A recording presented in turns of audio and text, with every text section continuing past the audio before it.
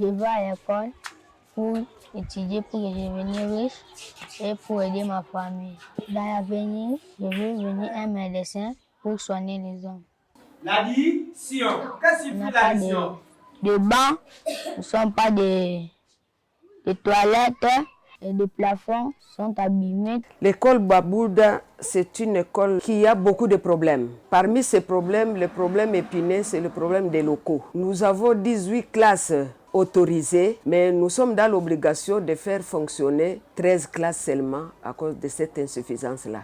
Notre complexe ici n'a que 3 bâtiments, dont il y a 3 écoles qui utilisent les 3 bâtiments, mais à vocation alternative. Un autre problème cruel, c'est l'insuffisance de bancs pupitres. Dans la même classe, il y a certains élèves qui ont la chance d'être assis sur le banc pupitre et d'autres à même le sol.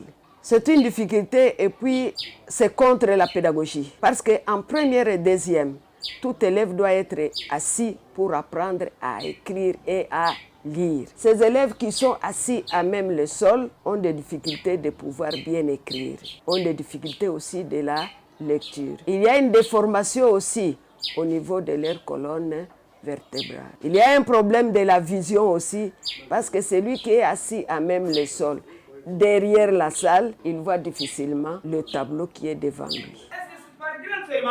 Non. Par quoi encore? Oui, camarade. Par rejet. Bravo pour ces garçons. Maintenant, qui peut donner un exemple d'une plante qui se reproduise par rejet? Oui, Toto.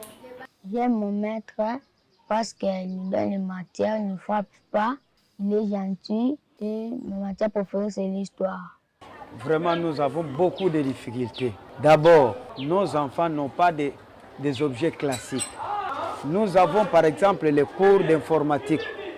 Nous n'avons pas une machine qui peut nous aider pour l'informatique. Je peux dire moi-même qui vous parle, mes enfants sont à la maison. Je n'ai pas vraiment un salaire qui peut faire étudier les enfants. Sur 4 enfants que j'ai, 2 enfants qui étudient, 2 qui sont à la maison. Et puis la distance que je fais d'ici jusqu'à ma maison, tantôt il me fait un défaut, d'autres jours je ne vais pas à l'école, suite par manque de transport. Donc nous n'avons pas de moyens vraiment. Nous choisissons l'enseignement puisque c'est notre métier. D'autres, est-ce que nos enfants peuvent chômer? Nous travaillons ça pour la République. Puisque c'est un travail qui est bénévole, mais nous travaillons toujours. Il y a le manque ou l'insuffisance de formation des enseignants pour certaines branches. Il faut que les enseignants soient très bien formés régulièrement parce que l'enseignement est en perpétuelle rénovation. Il y a de formations inter-écoles, entre nous-mêmes, on se complète. Les moins forts sont aidés par les plus forts, mais ça ne suffit pas.